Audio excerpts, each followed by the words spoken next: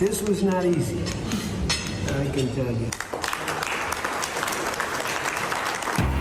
যুদ্ধবন্ধে 14 শর্তে ইরান যুক্তরাষ্ট্র ঐতিহাসিক সমঝোতা সই করেছেন ট্রাম্প পেজেশকিয়ান। শিগগিরই খুলছে হরমুজ প্রণালী, উঠে যাবে মার্কিন নৌ অবরোধ।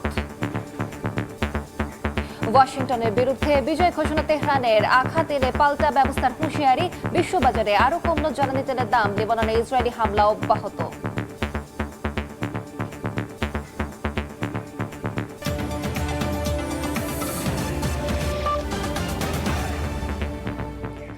আন্তর্জাতিক সময়ের সঙ্গে আছি আমি আলিশা ইসলাম। যুদ্ধবন্ধে যুক্তরাষ্ট্র ইরান ঐতিহাসিক চুক্তি হয়েছে, সই করেছেন দুই প্রেসিডেন্ট ডোনাল্ড ট্রাম্প ও মাসুদ পেজেশকিয়ান। শিগগিরই খুলছে হরমুজ প্রণালী, উঠে যাবে মার্কিন নৌ অবরোধ। চুক্তির 14 শর্তের অন্যতম, পারমাণবিক অস্ত্র তৈরি করবে না ইরান, আর তেহরানের ওপর থেকে সব নিষেধাজ্ঞা প্রত্যাহার করবে যুক্তরাষ্ট্র। এদিকে ওয়াশিংটনের বিরুদ্ধে যুদ্ধে নিজেদের বিজয় ঘোষণা করেছে তেহরান। Not easy. দীর্ঘ দিন দরবারের পর অবশেষে ইরান যুদ্ধবন্ধে ঐতিহাসিক চুক্তি সম্পন্ন হয়েছে। বুধবার ফ্রান্সের ভার্সাইয়ে সমঝোতা স্মারকে সই করেন মার্কিন প্রেসিডেন্ট ডোনাল্ড ট্রাম্প। বিষয়টি মোটেও সহজ ছিল না বলে দাবি করেন তিনি। চুক্তির 14 শর্তের অন্যতম হল পারমাণবিক অস্ত্র তৈরি করবে না ইরান। অন্যদিকে তেহরানের উপর থেকে সব নিষেধাজ্ঞা প্রত্যাহার করবে ওয়াশিংটন। ইরানের সঙ্গে এই ঐতিহাসিক চুক্তির পরও পারস্য উপসাগর অঞ্চল থেকে এখনই সেনা সরাচ্ছে না যুক্তরাষ্ট্র। প্যারিসে সাংবাদিকদের মুখোমুখি হয়ে ট্রাম্প জানান, চুক্তি হলেও মার্কিন বাহিনী আরও কিছুদিন ওই অঞ্চলে অবস্থান করবে। যুক্তরাষ্ট্রের সঙ্গে সমঝোতা স্মারকে সইয়ের বিষয়টি আনুষ্ঠানিকভাবে নিশ্চিত করেছে ইরানও। দেশটির পররাষ্ট্র মন্ত্রণালয়ের মুখপাত্র ইসমাইল বাঘাই রাষ্ট্রীয় সম্প্রচার মাধ্যম প্রেস টিভিকে জানান, ইরানের পক্ষ থেকে প্রেসিডেন্ট মাসুদ পেজেশকিয়ান এই চুক্তিতে সই করেছেন। চুক্তি সই হলেও ওয়াশিংটনের প্রতি তীব্র অনাস্থা প্রকাশ করেছেন ইরানের পার্লামেন্ট স্পিকার মোহাম্মদ বাঘের গালিবাফ। যুদ্ধে ইরানের বিজয় ঘোষণা করে দেশটির রাষ্ট্রীয় গণমাধ্যমকে তিনি জানান, এই শান্তি চুক্তি হলেও যুক্তরাষ্ট্রকে বিশ্বাস করা যায় না। শত্রুপক্ষ যুক্তির ভাষা না বুঝলে তেহরান আবারও শক্তির ভাষায় জবাব দেবে বলেও হুঁশিয়ার করেন তিনি। শুক্রবার সুইজারল্যান্ডে আনুষ্ঠানিকভাবে চুক্তি সই হওয়ার কথা ছিল, তবে একদিন আগেই তা হয়। দেশ দুটিকে অভিনন্দন জানিয়েছেন মধ্যস্থতাকারী পাকিস্তানের প্রধানমন্ত্রী শাহবাজ শরীফ। বলেন, শীঘ্রই হরমুজ খুলে দেবে ইরান, প্রণালী থেকে নৌ অবরোধ তুলে নেবে যুক্তরাষ্ট্র। রাহানুল রানা, সময় সংবাদ। এ বিষয়ে বিস্তারিত জানাতে স্টুডিওতে আছেন সহকর্মী রায়হানুল রানা। সরাসরি যাচ্ছি তার কাছে। রানা, আপনাকে স্বাগত। রানা, নানা চড়াই উতরাই পেরিয়ে অবশেষে যুক্তরাষ্ট্র এবং ইরানের মধ্যে চুক্তি স্বাক্ষরিত হয়েছে এবং নানা যুদ্ধ বিগ্রহ এবং যুদ্ধবিরতির পর কিন্তু অবশেষে এই চুক্তি স্বাক্ষরিত হলো। তো আপনার কাছে সবশেষ কি তথ্য হচ্ছে আমাদেরকে জানাবেন? আপনাকে ধন্যবাদ। আমি একটু সংক্ষেপে যদি বলি যে, আপনি জানেন যে গত 28 ফেব্রুয়ারি ইরানে অতর্কিত হামলা চালায় ইসরায়েল এবং যুক্তরাষ্ট্র। এরপর থেকে গত 3 মাস ধরে আমরা কিন্তু নানা চড়াই উতরাই দেখেছি। আপনি জানেন যে সেই হামলায় যুক্তরাষ্ট্রের প্রধান উদ্দেশ্য ছিল ইরানের শাসন ব্যবস্থার পরিবর্তন করা, যদিও সেটা হয়নি। উল্টো কিন্তু ইরান প্রতিরোধ তৈরি করেছে। এরপর আমরা দেখেছি যে সেখানে হরমুজ প্রণালী বন্ধ হয়ে গেছে, যার কারণে পুরো বিশ্বের জ্বালানি একটা অস্থিরতা তৈরি হয়েছে। আপনি জানেন যে বাংলাদেশেও কিন্তু এর প্রভাব পড়েছে। দেশের বিভিন্ন দেশে কিন্তু তেলের বাজারে অনেক বেশি প্রভাব পড়েছিল। এবং একটা বিষয় বলি যে এরপরে দফায় দফায় এই যুদ্ধ বন্ধের জন্য কিন্তু আলোচনা হয়েছে এবং এপ্রিলে এই দুই দেশ তারা কিন্তু একটা সাময়িক যুদ্ধবিরতির ঘোষণা দেয়। সেই ঘোষণার পরেও কিন্তু আমরা দেখেছি উত্তেজনা কমে না, উল্টো ট্রাম্প একের পর এক হুমকি দেয়, হুঁশিয়ারি দেয়। এ ধরনের কিন্তু একটা উত্তেজনা চলতেই থাকে। সেই প্রেক্ষাপটে পাকিস্তানের মধ্যস্থতা কিন্তু আমরা অবশেষে চলতি সপ্তাহে কিন্তু একটা চুক্তির ঘোষণা পাই এবং অবশেষে সেই চুক্তি কার্যকর হয়েছে। স্বাক্ষরের পরে চুক্তি কার্যকর হয়েছে আমরা দেখলাম। এবং সবচেয়ে আলোচনা বলি যে ইরান কিন্তু এখানে যুক্তরাষ্ট্রকে বলা যায় যে একদম বাধ্য করে কিন্তু চুক্তিতে স্বাক্ষর করতে বাধ্য করেছে। সবচেয়ে গুরুত্বপূর্ণ যে 14টি চুক্তির কথা বা 14 দফার কথা বলা হচ্ছে, সেই দফাগুলো নিয়ে আমরা একটু আলোচনা যদি করি। আপনি দেখেন, প্রথমের যে বিষয় সেটা হচ্ছে লেবানন সহ সব ফ্রন্টে অবিলম্বে এবং স্থায়ী যুদ্ধবিরতিতে সম্মত। এটা হচ্ছে মূল পয়েন্ট। এরপরে আপনি দেখেন যে দুই দেশের সার্বভৌমত্বের উপরে সম্মান করতে হবে, অভ্যন্তরীণ বিষয়ে হস্তক্ষেপ করা যাবে না। আবার 60 দিনের মধ্যে একটি চূড়ান্ত চুক্তিতে পৌঁছানোর লক্ষ্য নির্ধারণ করা হয়েছে। এছাড়াও যে আপনি জানেন যে হরমুজে যুক্তরাষ্ট্র কিন্তু নৌ অবরোধ দিয়েছে, উল্টো হরমুজ প্রণালী বন্ধ রেখেছে আবার ইরান।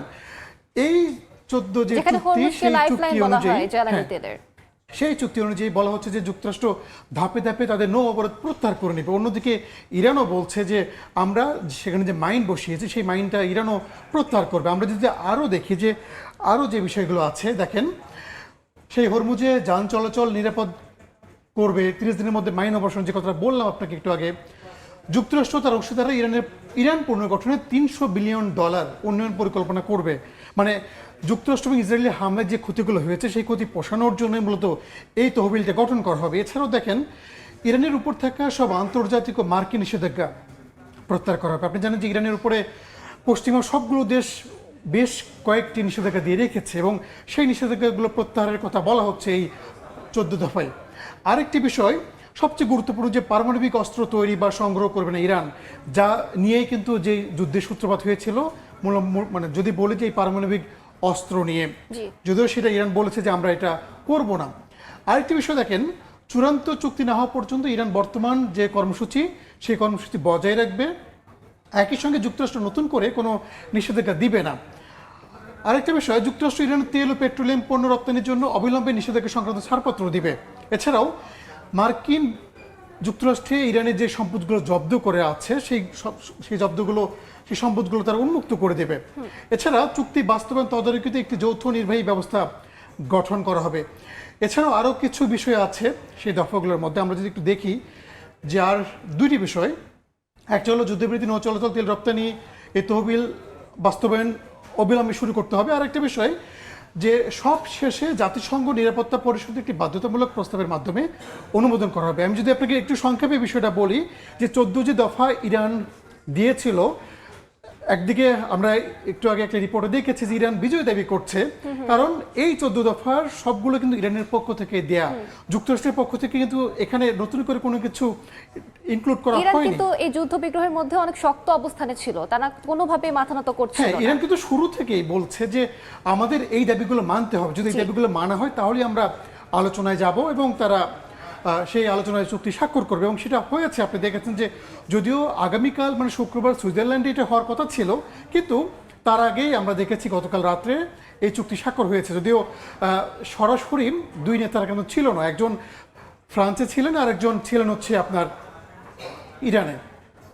একটা বিষয় বলে রেখেছি, এই 14 দফা নিয়ে আমাদের হাতে একটি রিপোর্ট আছে আলিশা, আমরা সেই রিপোর্টে একটু দেখে আসতে চাই। দর্শক, ইরান যুক্তরাষ্ট্রের 14 দফা সমঝোতা স্মারকে যুদ্ধবন্ধের পাশাপাশি বেশ কয়েকটি গুরুত্বপূর্ণ ইস্যু উঠে এসেছে। ইরান পুনর্গঠনে $300 বিলিয়ন তহবিল গঠনের প্রতিশ্রুতি যেমন আছে, ঠিক তেমনি অভ্যন্তরীণ ইস্যুতে হস্তক্ষেপ না করার বিষয়টিও আছে। গুরুত্বপূর্ণ অনেক ইস্যুর সমাধান না আসলেও বিশ্লেষকরা বলছেন এই চুক্তির মাধ্যমে লাভবান হয়েছে ইরানি। ইরানের সঙ্গে হওয়া যুক্তরাষ্ট্রের বহুল আলোচিত সমঝোতা স্মারকের 14 দফায় কি আছে তা নিয়ে কৌতূহলের শেষ নেই। তাছাড়া শেষ পর্যন্ত কে বেশি লাভবান হচ্ছে, তেহরান নাকি ওয়াশিংটন, তা নিয়েও দেখা দিয়েছে প্রশ্ন। সমঝোতা স্মারকের প্রথম দফায় রয়েছে অবিলম্বে ও স্থায়ীভাবে লেবানন সহ সব ফ্রন্টে সামরিক অভিযান বন্ধের বিষয়টি। এখন থেকে যুক্তরাষ্ট্র, ইরান এবং চলমান যুদ্ধে তাদের মিত্ররা একে অপরের বিরুদ্ধে কোনো যুদ্ধ বা সামরিক অভিযান চালাবে না। যুক্তরাষ্ট্র ও ইরান একে অপরের সার্বভৌমত্ব ও ভৌগোলিক অখণ্ডতার প্রতি সম্মান জানানোর পাশাপাশি অভ্যন্তরীণ বিষয়ে হস্তক্ষেপ করা থেকে বিরত থাকবে। সমঝোতা স্মারক সইয়ের পর যুক্তরাষ্ট্র নৌ অবরোধ তুলে নেয়ার পাশাপাশি ইরানের বিরুদ্ধে থাকা যে কোনো বাধা দূর করবে। অন্যদিকে ইরান বিনা মাশুলে বাণিজ্যিক জাহাজ নিরাপদে চলাচলের ব্যবস্থা করবে। স্মারকের আরেকটি শর্ত হলো যুক্তরাষ্ট্র আঞ্চলিক অংশীদারদের সঙ্গে নিয়ে অন্তত 30,000 কোটি মার্কিন ডলার ব্যয়ে ইরানের পুনর্গঠন ও অর্থনৈতিক উন্নয়নের জন্য একটি সুনির্দিষ্ট ও উভয় পক্ষের সম্মতিপূর্ণ পরিকল্পনা তৈরি করবে। চূড়ান্ত চুক্তির অংশ হিসেবে যুক্তরাষ্ট্র ইরানের ওপর থেকে সব ধরনের নিষেধাজ্ঞা প্রত্যাহার করবে। পাশাপাশি যুক্তরাষ্ট্রের একতরফাভাবে দেয়া সব প্রাথমিক ও মাধ্যমিক পর্যায়ের নিষেধাজ্ঞাও তুলে নেওয়া হবে। সমঝোতা স্মারকের গুরুত্বপূর্ণ একটি বিষয় হলো ইরানের পরমাণু কর্মসূচি। তেহরান পারমাণবিক অস্ত্র সংগ্রহ বা তৈরি করবে না বলে জানিয়েছে। মজুত করা সমৃদ্ধ ইউরেনিয়ামের নিষ্পত্তির বিষয়ে দুদেশ একমত হয়েছে বলেও জানানো হয়েছে। চূড়ান্ত চুক্তি না হওয়া পর্যন্ত তেহরান ওয়াশিংটন বর্তমান পরিস্থিতি বজায় রাখতে সম্মত হয়েছে। MOU সই হওয়ার পরপরই মার্কিন অর্থ মন্ত্রণালয় ইরানের অপরিশোধিত তেল ও পেট্রোলিয়াম পণ্য রফতানিতে ছাড় দেবে। সমঝোতা স্মারকের সফল বাস্তবায়ন এবং চূড়ান্ত চুক্তির ভবিষ্যৎ শর্তাবলী মানার বিষয়টি তদারকির জন্য একটি নির্বাহী ব্যবস্থা প্রতিষ্ঠা করতে সম্মত হয়েছে তেহরান ওয়াশিংটন। চূড়ান্ত চুক্তিটি জাতিসংঘের নিরাপত্তা পরিষদের একটি বাধ্যতামূলক প্রস্তাবের মাধ্যমে অনুমোদন করা হবে। রাইসা জান্নাত, সময় সংবাদ। আলিশা, আমরা প্রতিবেদনটি দেখলাম। আপনি বারবার যেটা বলছিলাম যে এই চুক্তি নিয়ে কিন্তু অনেক কথা হচ্ছে, অনেকে বলছে যে এই চুক্তি নাও চলতে পারে বা এই চুক্তি যে কোনো সময় ভেঙে যেতে পারে, এমন কিন্তু আশঙ্কার কথা বলা হচ্ছে। আমরা এই চুক্তির বিষয়ে সবশেষ বা সরাসরি বিষয়ে জানতে আমরা একটু ইরানে যেতে চাই। সেখানে আছেন আমাদের একজন অতিথি গাজী আব্দুর রশিদ, সিনিয়র সাংবাদিক, রেডিও তেহরান। রশিদ, আপনি কি শুনতে পাচ্ছেন আমার কথা? জি, আমি আপনাকে শুনতে পাচ্ছি। আপনাকে ধন্যবাদ। আপনাকে অনেক ধন্যবাদ। আপনি একটু আমাদেরকে বলবেন যে এই চুক্তির ভবিষ্যৎ আসলে কি? খুব চমৎকার একটি প্রশ্ন। আজকের প্রেক্ষাপটে আজকের দিনটি একটি অন্যরকম দিন, ঐতিহাসিক, এবং নিঃসন্দেহে এটি পৃথিবীর জন্য একটি সুখবর।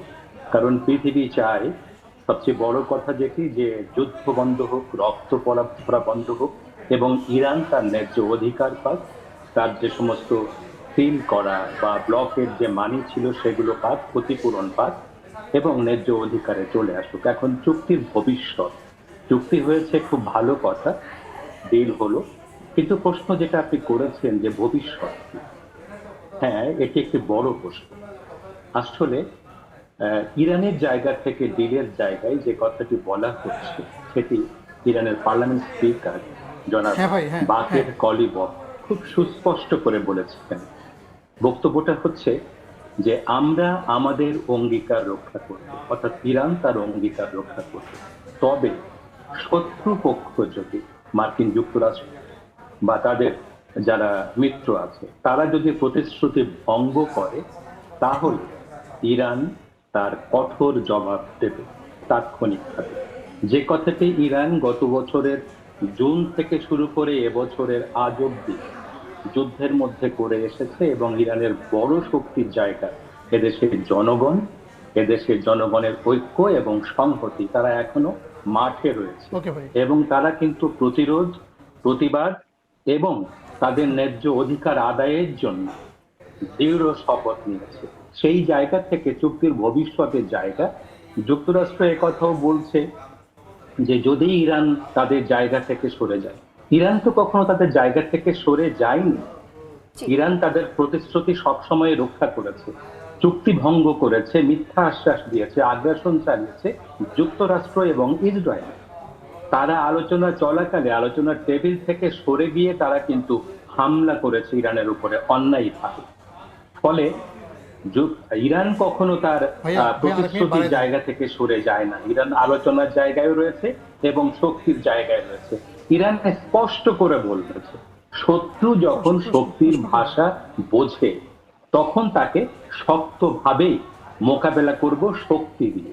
অর্থাৎ এটা শুধু কাগজের গ্যারান্টি নয়, ইরানের গ্যারান্টির জায়গা হচ্ছে ইরানের শক্তি এবং ইরানের জনগণ, ইরানের ঐক্য। আমার আরেকটা বিষয় জানার ছিল, আপনি ইরানের জনগণের কথা বললেন, আবার ইরানের পক্ষ থেকে বারবার এই যুদ্ধে বিজয়ের দাবি করা হচ্ছে। সেই হিসেবে আপনার মতামত কি আসলে? যুদ্ধে কি আসলে ইরানে বিজয় হয়েছে? দেখুন, আমি পুরো এই বিজয় কার হয়েছে এই কথাটা এখনই বলা খুবই কষ্টকর। তবে হ্যাঁ, আমরা এক অর্থে তো বলতেই পারি এটা ইরানের বিজয়। কারণ একদিকে যুক্তরাষ্ট্র যেখানে বিশ্বের সবচেয়ে বড় শক্তি ধরে, তো কথা তো অস্বীকার করার কোনো কেউ নেই। এখানে ইসরায়েল বৌদ্ধতা আছে, সেখানে পরমাণু ওয়ার হেড শক্তি ধরে একটি ছোট রাষ্ট্র হলেও বিশাল শক্তির অধিকারী। বলা হয় অলিখিতভাবে যে বিশ্বের একটি বড় শক্তি, যুক্তরাষ্ট্র একটা বড় শক্তি। সেখানে তাদের বিরুদ্ধে যারা বলেছিল মাত্র কয়েক ঘন্টা ইরানকে নিশ্চিহ্ন করে দেবে, তাদের 9টি লক্ষ্য ছিল ইরানের বিরুদ্ধে। সেই 9টি লক্ষ্যের একটি লক্ষ্যও তারা সফল হতে পারে। না অর্থনৈতিক, না রাজনৈতিক, এখানকার ইরান ওয়ারটা রাষ্ট্রীয় বন্ধ করে দেন কাঠামো, ভাই। না সামরিক শক্তি, না ক্ষেপণাস্ত্র শক্তি, কোনো দিক থেকেই তারা সফল হতে পারেনি। ফলে এ অর্থে তো ইরানের বিজয় বলাই যেতে পারে। এটা তো বলার কোনো ত্রুটি এখানে বা যুক্তিসঙ্গত কারণ নেই না বলার।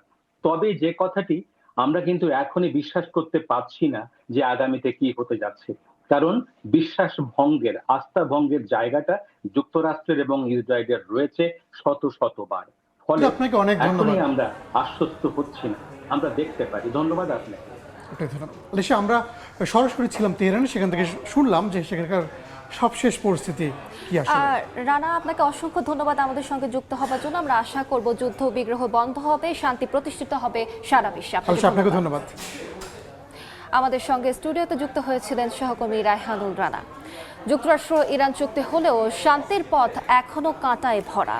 ওয়াশিংটন তেহরান সমঝোতা নতুন আশা দেখালেও সামনে রয়ে গেছে বড় 3 বাধা। লেবাননে ইসরায়েলের সামরিক অভিযান, ইরানের পারমাণবিক কর্মসূচি আর হরমুজ প্রণালীর ভবিষ্যৎ যে কোনো একটি ভেঙে দিতে পারে পুরো সমঝোতা। তাই যুদ্ধবিরতির ঘোষণা এলেও মধ্যপ্রাচ্যে স্থায়ী শান্তি এখনো অনেক দূরের পথ বলেই মনে করছেন বিশ্লেষকরা। কয়েক সপ্তাহের আলোচনার পর যুক্তরাষ্ট্র ইরান একটি প্রাথমিক সমঝোতায় পৌঁছেছে। এরই মধ্যে চুক্তিতে সই করেছেন ডোনাল্ড ট্রাম্প ও মাসুদ পেজেশকিয়ান। তবে এই সমঝোতার জন্য সবচেয়ে বড় হুমকি হিসেবে দেখা হচ্ছে ইসরায়েলকে। চুক্তিতে সব ফ্রন্টে সামরিক অভিযান বন্ধের কথা বলা হলেও লেবানন উত্তেজনা কমছেই না। ইসরায়েলি প্রতিরক্ষামন্ত্রী স্পষ্ট জানিয়ে দেন, লেবাননের নিরাপত্তা অঞ্চলে তাদের সেনারা অনির্দিষ্টকাল অবস্থান করবে। বিশ্লেষকদের মতে ইসরায়েল ও ইরানের মধ্যে নতুন করে সংঘাত শুরু হলে পারমাণবিক আলোচনা শুরুর আগেই পুরো প্রক্রিয়া ভেঙে পড়তে পারে। আরেকটি বড় প্রশ্ন ইরানের পারমাণবিক কর্মসূচি। আইএইএ এর তথ্য বলছে ইরানের কাছে প্রায় 400 কেজি 60% সমৃদ্ধ ইউরেনিয়াম রয়েছে, যা অস্ত্রমানের মাত্রার খুব কাছাকাছি। তেহরান দাবি করছে তারা পারমাণবিক অস্ত্র বানাবে না, তবে বিদ্যমান ইউরেনিয়ামের ভবিষ্যৎ কি হবে তা এখনও চূড়ান্ত হয়নি। মার্কিন কর্মকর্তারা সতর্ক করেছেন, ইরান আবার অস্ত্রমানের ইউরেনিয়াম সমৃদ্ধ করতে শুরু করলে সামরিক অভিযান ফের শুরু হতে পারে। সমঝোতার আরেকটি গুরুত্বপূর্ণ অংশ হরমুজ প্রণালী পুনরায় চালু করা। বিশ্বের প্রায় 20% তেল ও গ্যাস এই নৌপথ দিয়ে পরিবহন হয়। চুক্তি অনুযায়ী ধাপে ধাপে প্রণালীটি পুরোপুরি সচল করার পরিকল্পনাও রয়েছে। তবে ইরান ভবিষ্যতে জাহাজ চলাচলের ওপর সেবা ফি আরোপের ইঙ্গিত দিয়েছে, যা নিয়ে নতুন বিতর্ক তৈরি হয়েছে। এদিকে বিশ্লেষকরা বলছেন, মাইন অপসারণ এবং নিরাপত্তা নিশ্চিত করতে কয়েক সপ্তাহ থেকে কয়েক মাসও লেগে যেতে পারে। নাদিম মারজান, সময় সংবাদ।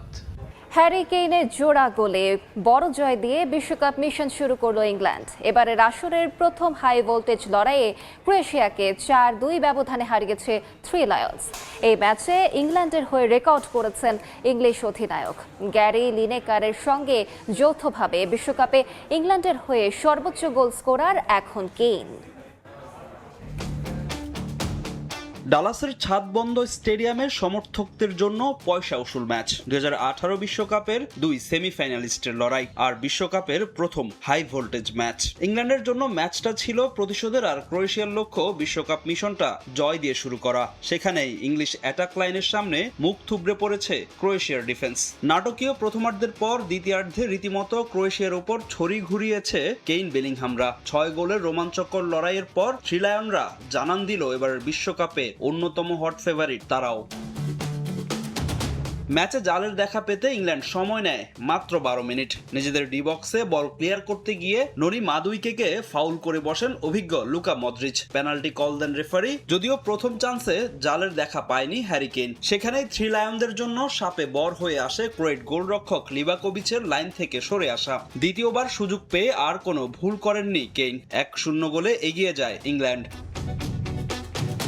গোল শোধে নিজেদের চিরাচারিত ফুটবল থেকে বের হয়ে আক্রমণাত্মক খেলে লুকা মদ্রিচরা। 36 মিনিটে ম্যাচের সমতা ফেরান মার্টিন বাটুরিনা। পিটার সুইচেজের কাছ থেকে পাওয়া বলে ডিবক্সের সামনে থেকে তার দুর্দান্ত শট, যা নাগালের অনেকটা বাহিরে ছিল ইংলিশ গোলরক্ষক জর্ডান পিকফোর্ডের। ক্রোয়েটদের ফেরানো সমতার স্থায়িত্ব ছিল মাত্র 6 মিনিট। এবার হেড থেকে জাল খুঁজে নেন হ্যারি কেইন। ডেক্লান রাইসের নেওয়া কর্নার কিক থেকে ব্যবধান 2-1 করেন ইংলিশ অধিনায়ক। জোড়া গোলে গ্যারি লিনেকারের রেকর্ডে ভাগ বসান কেইন। বিশ্বকাপে এখন ইংলিশদের হয়ে যৌথভাবে সর্বোচ্চ গোল স্কোরার বায়ার্ন তারকা। কেইনের গোলে রেশ কাটতে না কাটতেই ইংলিশ ডিফেন্ডারদের বোকা বানিয়ে আবারও ম্যাচে ফিরে ক্রোয়েশিয়া। প্যারিসিচের অ্যাসিস্ট থেকে স্কোর লাইনে আবারও সমতা ফেরান পিটার মুসা। 2-2 গোলে শেষ হয় রোমাঞ্চকর প্রথমার্ধ। বিরতি থেকে ফিরেই নিজের জাত চেনান রিয়াল মাদ্রিদ তারকা জুড বেলিংহাম। থ্রি লায়নদের হয়ে মাঝ মাঠ দখলে রাখা জুড নাম লেখান স্কোরশিটে। আবারও ম্যাচের চালকের আসনে ইংল্যান্ড। বদলি নামে ইংল্যান্ডের জয় পুরোপুরি নিশ্চিত করেন মার্কাস রাশফোর্ড। ম্যাচের শেষ মুহূর্তে ক্রোয়েশিয়ার কফিনে শেষ পেরেক ঠুকে দেন এই ফরওয়ার্ড। তাতেই 4-2 গোলের বড় জয় নিয়ে বিশ্বকাপ মিশন শুরু করে থমাস টুখেলের দল, আর হতাশা নিয়ে মাঠ ছাড়ে লুকা মদ্রিচরা। ফাহিম ইসলাম, সময় সংবাদ। This is quite a game. It'll be a free kick.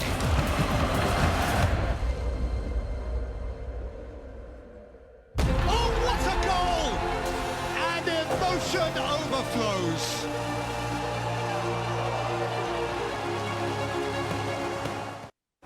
ফ্রান্সে অনুষ্ঠিত G7 শীর্ষ সম্মেলনের শেষ দিন কৃত্রিম বুদ্ধিমত্তা বা এআই গভর্নেন্স এবং ইন্দো প্যাসিফিক অঞ্চলের নিরাপত্তা নিয়ে আলোচনা করেছেন বিশ্ব নেতারা। বুধবার লেকসাইড রিসোর্ট এভিয়ান লে বেইনসে এক মধ্যাহ্নভোজে অংশ নেন তারা। এতে এআই প্রযুক্তির দায়বদ্ধতা ও এর অপব্যবহার রোধের বিষয়ে গুরুত্ব দেওয়া হয়। বৈঠকে উপস্থিত ছিলেন ওপেন এআই এর প্রতিষ্ঠাতা স্যাম অল্টম্যান এবং অ্যানথ্রোপিকের সিইও দারিও আমোদেই। এআই এর সত্য ও মিথ্যা উপস্থাপনের ঝুঁকি নিয়ে বিশ্ব নেতাদের সাথে আলোচনা করেন তারা।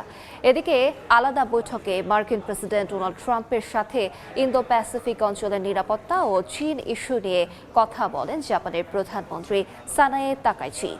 এই অঞ্চলে যুক্তরাষ্ট্রের আগ্রহ কমেনি উল্লেখ করে দ্বিপাক্ষিক সম্পর্ক ও সহযোগিতা আরও জোরদারের আশ্বাস দেন তিনি।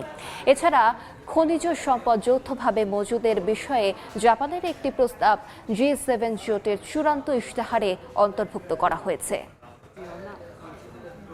রুশ জ্বালানি সরবরাহের ওপর ফের নিষেধাজ্ঞা আরোপের ইঙ্গিত দিয়েছেন মার্কিন প্রেসিডেন্ট ডোনাল্ড ট্রাম্প।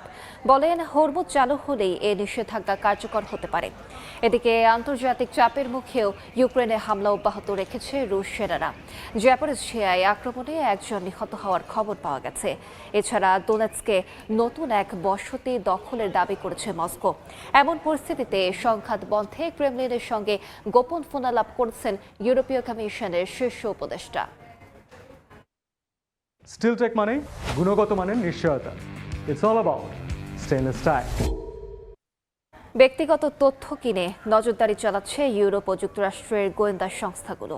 মঙ্গলবার প্রকাশিত ইউরোপ ভিত্তিক থিঙ্ক ট্যাঙ্ক ইন্টারফেসের এক প্রতিবেদনে এ তথ্য উঠে এসেছে। 11টি গোয়েন্দা তদারকি সংস্থার তথ্য বিশ্লেষণ করে প্রতিবেদনে বলা হয়, বিজ্ঞাপন শিল্পের মাধ্যমে সংগ্রহ করা ব্যক্তিগত তথ্য গোয়েন্দা ও নজরদারির কাজে ব্যবহার করা হচ্ছে। এই পদ্ধতিকে বলা হয় অ্যাডভার্টাইজিং বেসড ইন্টেলিজেন্স বা অ্যাড-ইন্ট।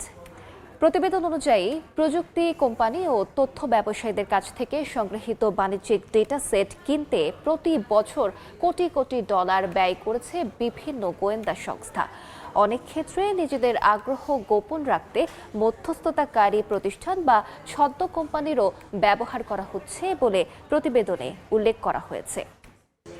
রাশিয়ার হুমকি মোকাবেলায় নতুন প্রতিরক্ষা চুক্তি সই করেছে পোল্যান্ড ও জার্মানি। বুধবার বন্ধুত্বপূর্ণ সহযোগিতা চুক্তির 35তম বার্ষিকীতে নতুন এই প্রতিরক্ষা চুক্তি সই করেন দুই দেশের প্রতিরক্ষা মন্ত্রী। সাইবার নিরাপত্তা, বাল্টিক অঞ্চলে যৌথ কমান্ড, নতুন প্রযুক্তি এবং সামরিক সহযোগিতার বিভিন্ন ক্ষেত্রে এই চুক্তি নতুন দিগন্ত উন্মোচন করবে বলে জানান পোল্যান্ডের প্রতিরক্ষা মন্ত্রী। তিনি আরও বলেন, চুক্তিটি দুদেশের মধ্যে সামরিক গতিশীলতা বৃদ্ধি এবং সে লক্ষ্যে প্রয়োজনীয় অবকাঠামো উন্নয়নের সুযোগ তৈরি করবে। রাশিয়ার ক্রমবর্ধমান হুমকি মোকাবেলায় পোল্যান্ড এরই মধ্যে ফ্রান্স ও যুক্তরাজ্যের সঙ্গে প্রতিরক্ষা চুক্তি করেছে এবং ইতালির সঙ্গেও একই ধরনের একটি চুক্তি নিয়ে কাজ করছে। ভারতের পশ্চিমবঙ্গে ক্ষমতায় আসার পর থেকেই বিভিন্ন এলাকায় অবৈধ নির্মাণ ভাঙতে বুলডোজার ব্যবহার করছে বিজেপি সরকার। ফুটপাত থেকে উচ্ছেদ করা হচ্ছে হকারদের। এই নীতির বিরুদ্ধে রাজপথে নেমে প্রতিবাদ জানান তৃণমূল নেত্রী মমতা বন্দ্যোপাধ্যায়। মিছিলের পর নিজের ভেরিফাইড ফেসবুক পেজে বিজেপি সরকারের এই জনবিরোধী অপশাসন মানা হবে না বলে হুঁশিয়ারি দেন মমতা। এদিকে তৃণমূল কংগ্রেসের সাবেক এক মন্ত্রীকে চাঁদাবাজির অভিযোগে গ্রেফতার করেছে শুভেন্দু প্রশাসন। এর আগেও 3 সাবেক মন্ত্রীকে গ্রেফতার করা হয়।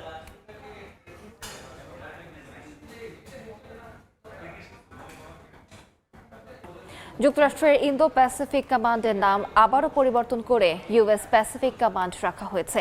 সম্প্রতি মার্কিন যুদ্ধ বিভাগ এই ঘোষণা দেয়। জানানো হয় বর্তমান ইউএস ইন্দো প্যাসিফিক কমান্ড এখন থেকে আবার ইউএস প্যাসিফিক কমান্ড নামে পরিচিত হবে। কর্তৃপক্ষ বলছে 1947 সালে প্রতিষ্ঠিত এই কমান্ড 7 দশকেরও বেশি সময় ইউএস প্যাকম নামে পরিচালিত হয়েছে। নাম পরিবর্তনের মাধ্যমে কমান্ডটির ঐতিহাসিক ঐতিহ্য ও সামরিক উত্তরাধিকারকে পুনরুজ্জীবিত করার লক্ষ্য নেওয়া হয়েছে। তবে এর দায়িত্বপূর্ণ এলাকা, মিশন কিংবা মিত্র ও অংশীদার দেশগুলোর সঙ্গে নিরাপত্তা সহযোগিতার ক্ষেত্রে কোনো পরিবর্তন আসছে না বলে জানিয়েছে কর্তৃপক্ষ। দীর্ঘদিনের পারমাণবিক অস্ত্র নিষেধাজ্ঞা বাতিল করল ফিনল্যান্ডের পার্লামেন্ট। এর ফলে নেটোর পারমাণবিক অস্ত্র ফিনল্যান্ডের ভূখণ্ডে আনা, পরিবহন ও সংরক্ষণের পথ উন্মুক্ত হল। বুধবার ফিনল্যান্ডের পার্লামেন্টে 125-61 ভোটে দেশটির নিউক্লিয়ার এনার্জি অ্যাক্ট ও ক্রিমিনাল কোড সংশোধনের প্রস্তাব পাশ হয়। এর মাধ্যমে পারমাণবিক অস্ত্র আমদানি, ট্রানজিট, সরবরাহ ও সংরক্ষণের ওপর থাকা দীর্ঘদিনের নিষেধাজ্ঞা তুলে নেওয়া হয়েছে। দেশটির প্রতিরক্ষা মন্ত্রী একে ঐতিহাসিক সংস্কার বলে আখ্যা দিয়েছেন। বলেন এই সিদ্ধান্ত ফিনল্যান্ড ও নেটোর সামগ্রিক নিরাপত্তা জোরদার করবে। 2023 সালে সামরিক নিরপেক্ষতার নীতি ত্যাগ করে নেটোতে যোগ দেয় ফিনল্যান্ড।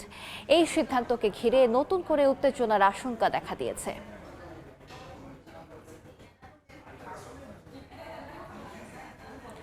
আন্তর্জাতিক সময়ের শীর্ষ সংবাদগুলো জানিয়ে দিচ্ছি আরেকবার।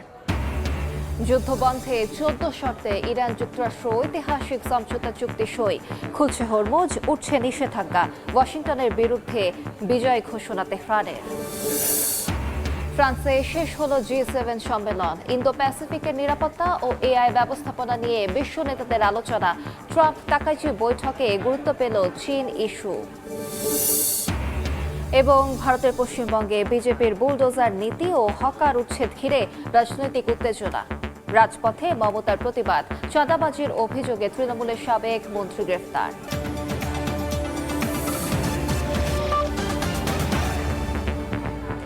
এ ছিল আন্তর্জাতিক সময়। দর্শক, বিশ্বকাপ ফুটবলের মহাযজ্ঞ সরাসরি সম্প্রচার করছে সময় টেলিভিশন। দেখতে চোখ রাখুন সময়ের পর্দায়। এরপর বিকেল 5টার সময় সংবাদ নিয়ে সঙ্গে থাকবেন স্বপ্নব নিবিড়। আলিশা, আপনাকে ধন্যবাদ। বিকেল 5টার সময় সংবাদ নিয়ে আসছে কিছুক্ষণ পরে। সঙ্গেই থাকুন সময়ের।